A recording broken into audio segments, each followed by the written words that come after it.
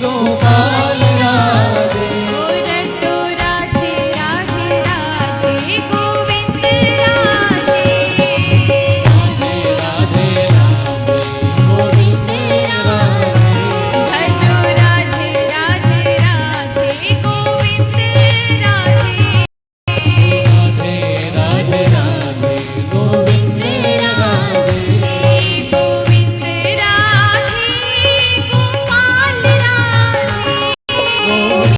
राधे गोपाल राधे। गोविंद राधे गोपाल राधे। गोविंद राधे गोपाल। और बड़ी भाव के साथ राधे राधे राधे गोविंद राधे। राधे राधे राधे गोविंद राधे। राधे राधे राधे गोविंद राधे। राधे राधे राधे गोविंद राधे। रटो राधे राधे राधे गोविंद राधे। राधे राधे राधे गोविंद राधे। राधे राधे राधे गोविंद राधे। राधे राधे राधे गोविंद राधे। गोविंद राधे गोविंद राधे। गोविंद राधे गोविंद राधे। गोविंद राधे गोविंद राधे।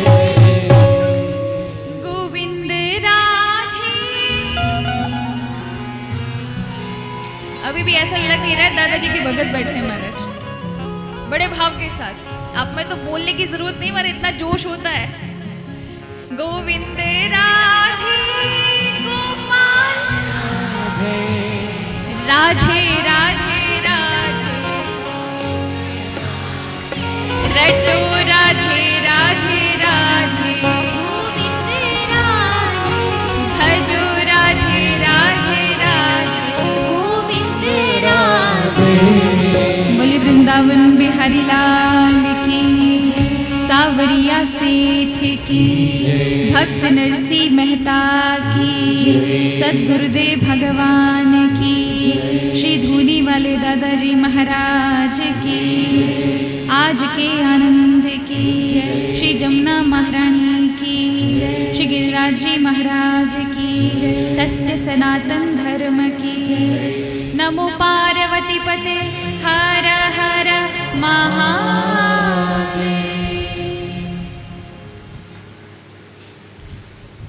परम मंगल में परात परम अखिलेश्वर सर्वस्व सार सिंधु भगवान श्री हरि के चरणों में कोटि कोटि दंड प्रणाम। मेरे सद्गुरुदेव भगवान के श्री चरणों में कोटि कोटि दंड प्रणाम। श्री दादाजी महाराज के श्री चरणों में कोटि कोटि दंड प्रणाम। और आप सभी हरि भक्त यहाँ बैठे हैं, आपको भी व्यासपीठ की ओर से नमन वंदन, आप सभी को प्रणाम। आइए, आज कथा का दूसरा दिन है और कल हम सभी ने कथा कहाँ पर छोड़ी थी? कुकू पत्रिका तक।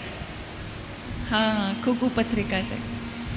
किस प्रकार नरसिंह जी की जो बेटी है नानी बाई, उनके ससुराल माते कैया कुकू पत्रिका तैयार हुई, वह सब हमने काल श्रवण कियो ही थो।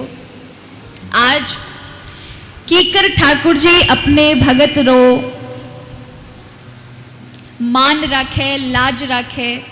आज भी अगर आपको भगवान के ऊपर पक्का और अपने गुरु के ऊपर पक्का विश्वास हो तो महाराज आपकी बिगड़ी नहीं बन सकती। यानी बिगड़ी हुई ऐसा नहीं है कि बिगड़ जाए।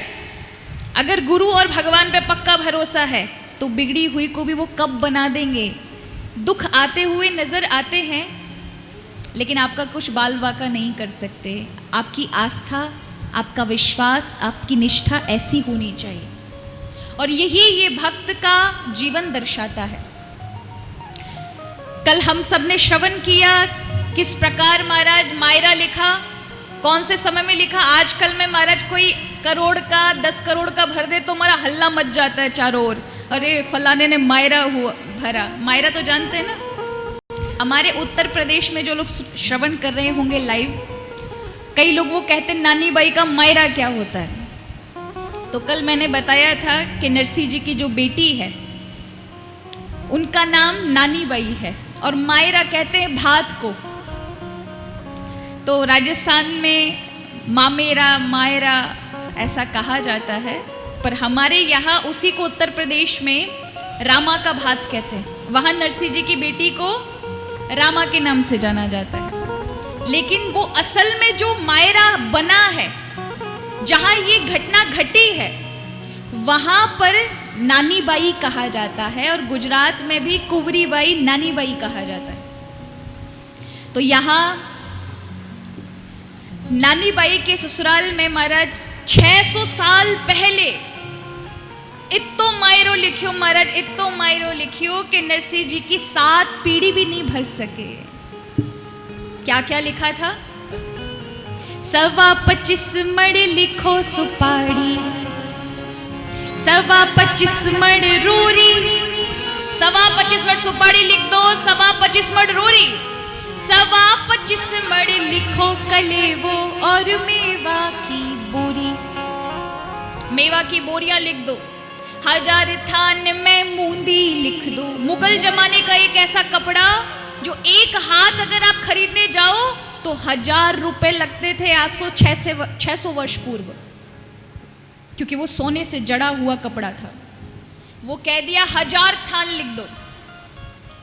ठट्ठा कर नरसी का ब्याया भगते पर 6 बापड़ा हरी। और क्या लिखा? 80,000 तुम मोहरा लिख दो। एक मोहर की कीमत महाराज आप जानो, अच्छे भलों को देखने को नहीं मिलता था। 80,000 मोहर लिख दो। और करोड़ रुपया रोकड़ी, 1 करोड़ रुपए उस जमाने में।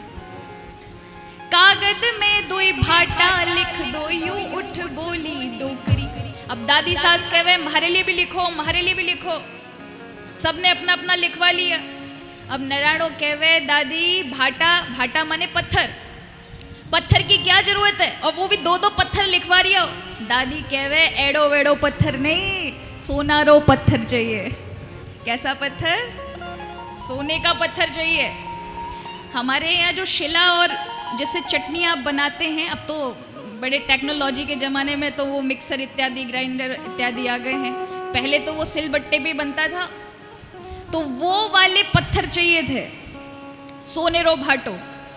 अब महाराज नारायण कहवे, देवर कहवे अपनी दादी से कि ये सोने के भाटे की जरूरत क्या है, एक ही बहुत है, 2-2 क्यों मंगाती हो? तो वो कहते हैं आने तो दे, एक पर बैठ जाऊं, दूजे में ठंड पड़े तो सूर के सामने बैठ पग रगड़ूं, माने तो 2 ही भाटो चाहिए। मैं तो जीवन में मारी यही इच्छा थी कि कभी तो एड़ो मौको मिले मैं सेठाड़ी बनूं, सोने रे भाटा रे ऊपर बैठ के फिर दूजे भाटा रे सू, सोने रे भाटा सू पग रगड़ू। देखो महाराज उपयोग अठीने सब लिख करके नरसिंह जी रे लिए तैयार कर दी। अब कुकू पत्री ले जाए कुंड, क्योंकि सबको पता है नरसिंह जी तो कंगाल है, गरीब है, कुछ लेवन देवन रेली उनके पास है ही नहीं कुछ, तो कोई भी ब्राह्मण नहीं गया। तो कहते ना भगत की चिंता भगवान को होती है। यहां कोई भी ब्राह्मण जाने को तैयार नहीं है, लेकिन भगवान को अपने भक्त तक ये बात पहुंचानी है, क्योंकि उसके लिए बहुत बड़ी बात है। जो कोई भगवान के लिए कुछ त्यागता है ना, तो भगवान भी उसके लिए सब कुछ देने को तैयार होते हैं। तो आज हरि ने क्या किया, एक बहुत बुजुर्ग ब्राह्मण था जिसका नाम था कोकलिया जी महाराज। अब उन्हें नरसिंह जी के विषय में पता नहीं था। नरसिंह जी की बेटी का जब ब्याह हुआ था तब गया था, तो उन समय 51 सोने की मोहर नरसिंह जी ने दी। तो सोचिया अब मैं जाऊं, अब तो 2 ही तीरों ब्याह है, अब 501 से कम नहीं ले रहा हूं। अब उन्हें लगा वो तो बहुत मोटा सेठ है नरसिंह जी, अब तो बहुत सारी मोहरा मिलसी, मरता मरता बच्चों के लिए कुछ तो कर जाऊं। और वो महाराज कोकलिया जी जाता है और श्री रंग जी सु कहवे रंग जी मैं जाऊं। श्री रंग जी कहवे थाने ठातो है किनरे लिए पत्रिका जारी है? वो कहवे माने सब पतो है, आप तो माने पत्रिका दो। और पत्रिका लेर कोकलिया जी सबसे पहले नानी बाई के पास जाते हैं। नानी बाई रे पास जाकर कहते हैं बाई थारे पिताजी के बठे जाऊं, थाने कुछ लिखावनो हो तो मैंने बता दे। अब कल मैंने जैसा कि आपको बताया था कि नानी के ऊपर व बालिका के ऊपर कईयां बीती होगी महाराज, जब उनके पिता के लिए इतना संघर्ष हो रहा है। कई बार पता नहीं लोगों का हृदय इतना कठोर कैसे हो जाता है। हम कहते हैं कि भ्रूण हत्या बंद हो जाए, कन्या की हत्या होना बंद हो जाए, बेटों के बराबर कन्याओं को मानो। जब तक ये कुरीतियां बंद नहीं होगी तब तक कुछ ऐसा बदलाव आने वाला समाज में है नहीं। क्योंकि एक नियम, एक परंपरा बंधी चली आ रही है कि बेटी विवाह करने के बाद ससुराल पहुंच जाएगी, तो माता पिता को लगता है कि बेटा ही हमारे पास रहने वाला है, बेटी तो रहेगी नहीं, तो क्या फायदा, इसलिए बेटे की जिद करो, बेटे की जिद करो। और बेटी भी अगर चाहे तो अपने माता पिता का ख्याल रख सकती है, लेकिन नहीं रखने देंगे ससुराल वाले, कभी ऐसे मिलते नहीं। आपको पता है कंधे से कंधा मिलाकर पति चले, इसका मतलब क्या होता है कि तुम मेरे माता पिता का रखवाली करो, देखभाल करो, जब तुम्हारे माता पिता को जरूरत पड़ेगी तो मैं उनके पास रहूंगा। ये जो एक दूसरे के प्रति माता पिता के रख रखाव रखना, देखभाल करना, इसी को कहते हैं कंधे से कंधा मिलाकर चलना। लेकिन यहां होता नहीं है महाराज ऐसा। अगर बेटी ससुराल के उसमें है और माता पिता ससुराल वाले सास ससुर कुछ कह दें और वो कहे कि मुझे घर से अलग होना है, तो हम सबको बुरा लग जाता है। बताओ बहू कितनी बुरी है, अब सास ससुर को छोड़कर घर से अलग हो गई है। होता है कि नहीं होता है? लेकिन वही बेटी जब अपने माता पिता को छोड़कर ससुराल में आ जाती है तब किसी को बुरा नहीं लगता। लगता है क्या? नहीं लगता। अगर वही बिटिया अपने पियर वालों से बात करना चाहे तो कई बार ऐसे कठोर दिल के लोग होते जो कहते हैं पियर वालों से बात करने की जरूरत नहीं है, मत करो बात, अब बस यही तुम्हारा घर है, वहां तक तुम ना शादी ब्याह के बाद अब मत कुछ बातचीत करो। ये इतना कठोर दिल ला कहां से देते हैं? और यही बात अगर बालकों पे लागू हो जाए या भाई लोग बैठे उन पर लागू हो जाए, दोनों बराबर ही है महाराज। इसलिए जब तक बराबरी में ये सुख दुख नहीं बांटे जाएंगे दोनों तरफ के, तब तक ये समस्या खत्म होने वाली नहीं है। इसलिए